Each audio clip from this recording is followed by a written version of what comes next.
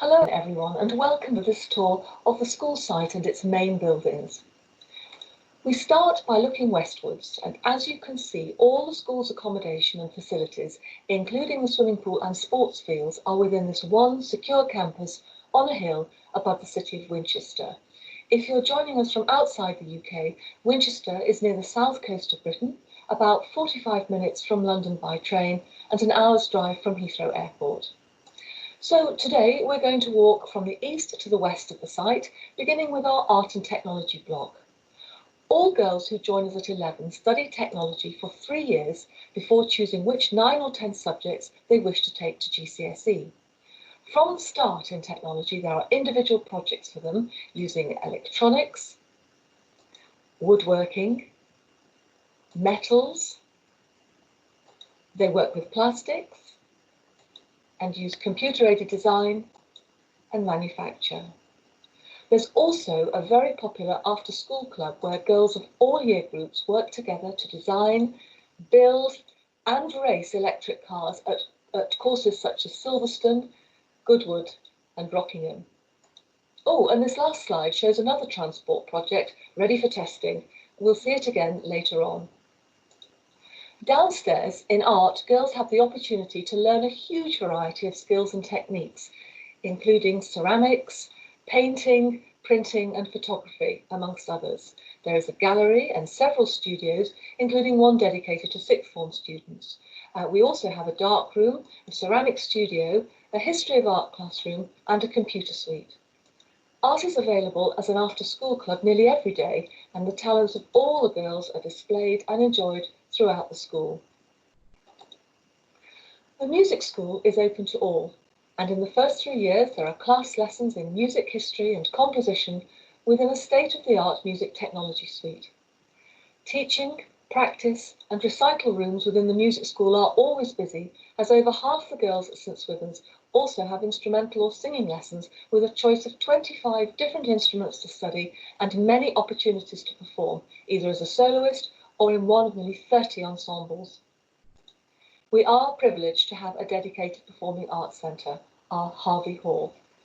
This 600-seat auditorium hosts not only a busy programme of concerts, but is also home to the Drama and Theatre Studies department.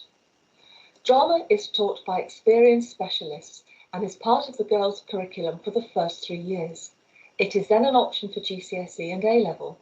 Many girls also choose to have speech and drama lessons, and there are extra activities on offer such as junior drama clubs, a Year 7 play, large school productions, joint ventures with Winchester College Productions, and specialist workshops, all of which take full advantage of the spaces within Harvey Hall, which, as well as the main auditorium, include a small performance space, a studio theatre, wardrobe, makeup and teaching rooms. We all come to this building each morning as the school community starts every working day with an assembly, giving girls and staff the opportunity to pause and reflect, to focus on issues of common interest, and to share the potential the day ahead offers. Now, over to the science block. The sciences are extremely popular at St Swithun's from the earliest years right through to sixth form. And in fact, over the past 3 years, 43% of A-level students have chosen mathematics and the sciences as their A-level choices.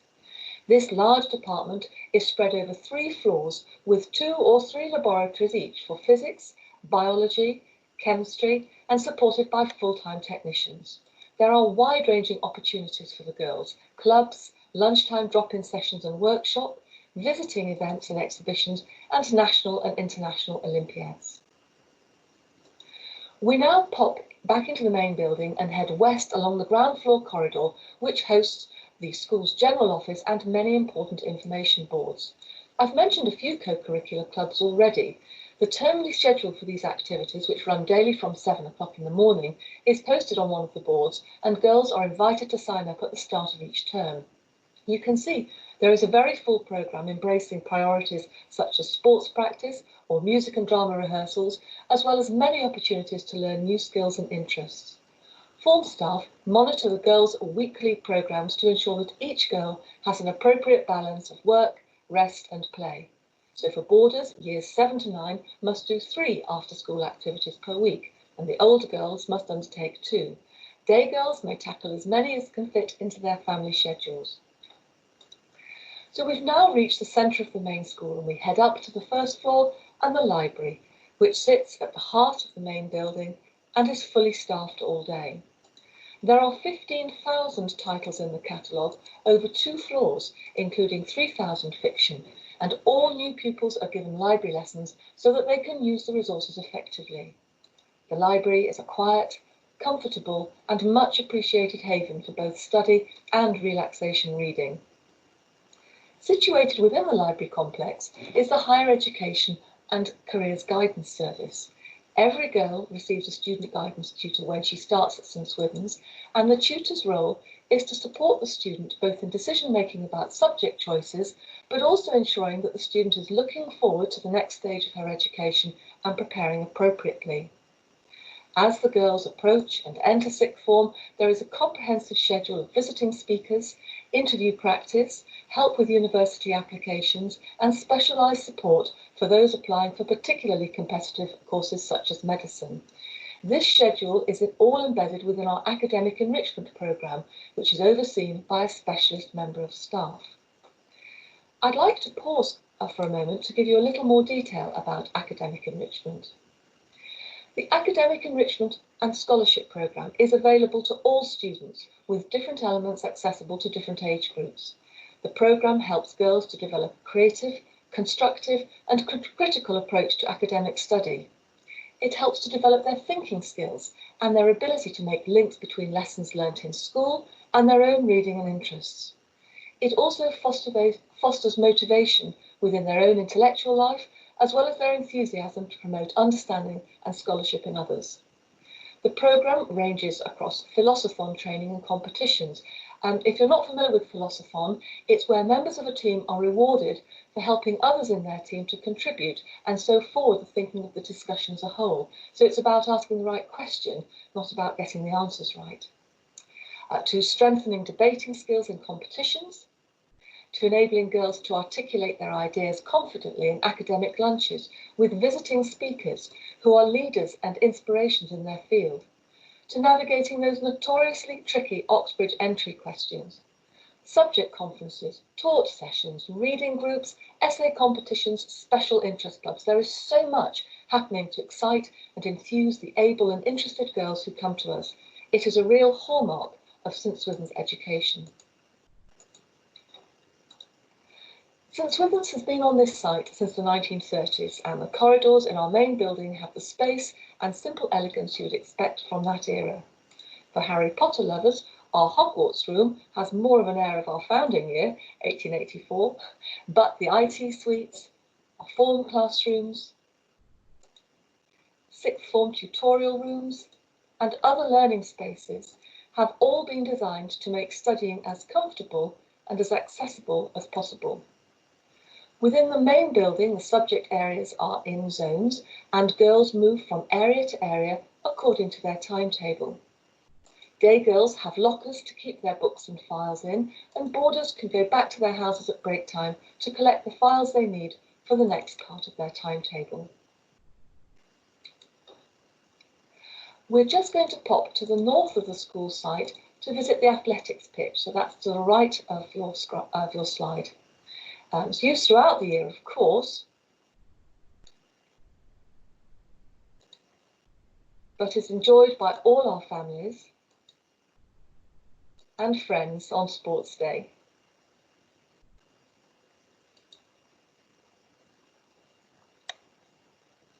We are admired for our effort, sportsmanship, performance and results in sports such as netball and lacrosse, athletics, tennis and swimming.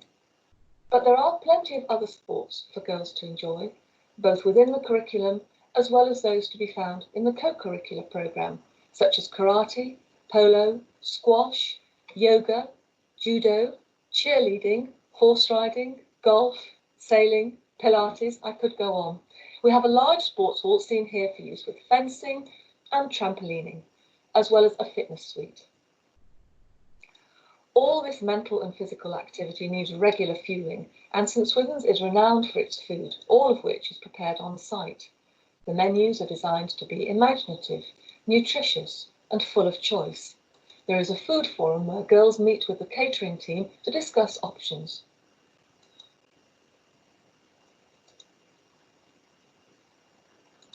Here is one of the menus.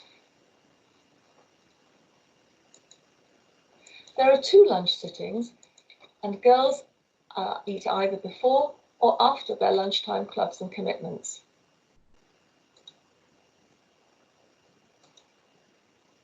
Just next door to the dining hall is our health centre, which is staffed by 2 nurses with access to a duty nurse overnight. The school doctor visits twice weekly, more frequently if necessary, and we're just 2 kilometres away from the nearest hospital in the event of an accident. At the western end of the site, alongside our tennis courts, is the pool building.